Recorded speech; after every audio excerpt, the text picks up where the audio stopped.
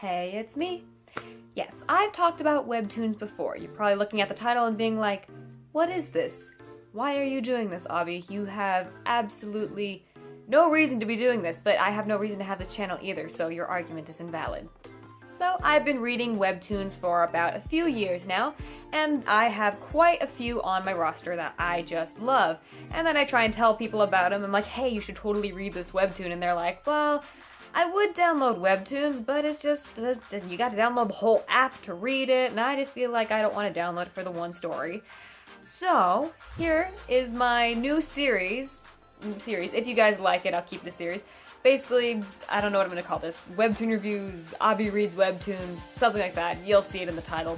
Where I am going to read a webtoon. Depending on if I've read it before, I might read the whole thing, I might not. Or take one I've read, you know, like I said. And I'm going to basically give you a summary of it, give you the good points and the bad points, what I personally think of it, and if I think you should read it or not. So, today's first one of the day of this episode, whatever, I'm gonna be doing Space Boy, because it is one of my favorites, and because I'm not a cameo, but I'm in one of the chapters. Kind of. I'll explain that later. So, Space Boy is by the author Stephen McCraney, and it is about a girl named Amy who lives in the distant future in space on a colony, where she eventually has to leave her colony and come back down to Earth, where it takes like years to travel through space, so she's put into hypersleep, and then she arrives on Earth and everything is different. She has to get used to that. But everything kind of changes when she meets this boy named Oliver. And I'm not going to give any spoilers, because that's, you know, it would kind of ruin the purpose of reading it. But Oliver is not like everyone else, and she's really the only one that can see it.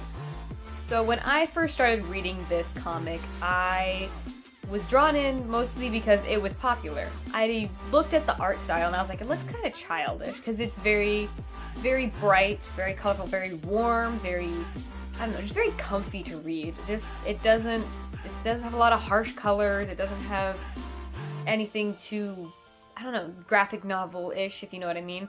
But it's very, almost childlike in the way that it's drawn, but it's drawn well. And so when I first started reading it, I was like, okay, I can get into this. And it takes a little bit to quite get into the deeper plot, but the stuff surrounding it is just good enough so you're like, okay, I want to know more about this, but I also would like to know how they're going to go to the school dance. Stuff like that. And similar to the art, the writing style is actually really well done. I'm not really one to judge writing styles because I'm not very good at writing myself, but as an outsider's perspective viewing in, it is very simple. It's not too talky. Like, there's some like comics that I might review at a later date that are just too wordy. There's just too much going on and you're just like, oh my gosh, like, get to the plot. But for this one, it gives you just enough information that you don't have everything spelled out for you. You still have to do some thinking, like, okay, what do they mean by that? And it's got just, I don't know, the way that things are portrayed are just really well done from, like, these kids' perspective. I say kids, they're like in high school. But it's not too high school-y, if you know what I mean. Like, it doesn't feel like someone's high school AU. It actually feels like people that go to school. There are the stereotypes, but the stereotypes have personalities, they have reasons, they have names, they're people, they're not just side character A and side character B. I would have to say my favorite thing about Space Boy would have to be probably the unexpectedly mature plot next to this childish style. And when I say mature, I don't mean like, oh, don't let your children read it mature. I mean, like, it handles things in a mature fashion. Sometimes you do forget that the main characters are children, but not to the extent where it feels unrealistic. So if I had to pick a favorite thing, I would say I really like the writing style of Space Boy. If I had to pick my least favorite thing, I suppose it would have to be just how long it does take to get to certain plot points. Like, the filler is good. Some of the fillers, it can feel a little bit dragging, like you just kind of want it to get through. But it never drags enough to the point where you just quit reading. There's been some where I've just quit reading because the filler was just too long. But if I had to pick something I didn't like about this webtoon, it would be some of the filler. But I mean, every show needs filler. You gotta give the author time to think up the next plot point after all, so if I had to give this webtoon a rating, I say I would give it about a 4 out of 5. You know, just like something you could definitely suggest to other people, but not something where it's like, you are missing out on life if you don't read this.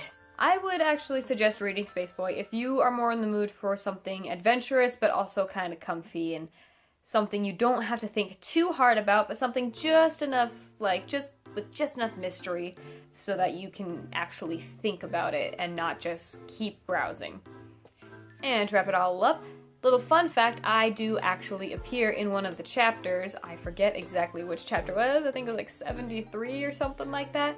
At the very, very end, the author does where he puts in fan art and pictures that people have made of, like, fan art from the show, the characters, it's a webtoon. The webtoon, the characters, arts and crafts, whatnot. I was one of the first people to actually send in a cosplay picture. If you look on my Instagram, you see that I cosplayed Oliver, the white-haired boy that's very mysterious. And he actually put me in at the end of one of the chapters. So if you want to see a little cameo from yours truly, it's not a cameo, I'm not in the story. But if you would like to see an appearance from me at the end of a chapter, you can go and take a look.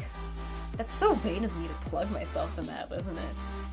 So, please let me know down in the comments below if you have any webtoons you would like me to review. If you even want me to continue these, because like I'm just kind of testing the waters with this, see if you guys will like it. If you think it's too boring, that is totally fine. Please let me know what you want to see on this channel. I'm going to be trying a bunch of new stuff because I'm coming up on 1,000 subscribers, and I should probably figure out what my niche is. I don't have one yet. So, let me know down in the comments below if there's any webtoons you would like me to review in the future, and I will see you guys next Tuesday. Bye! Is a little webtoon that follows this girl. Her name, what was her name? I forgot her name!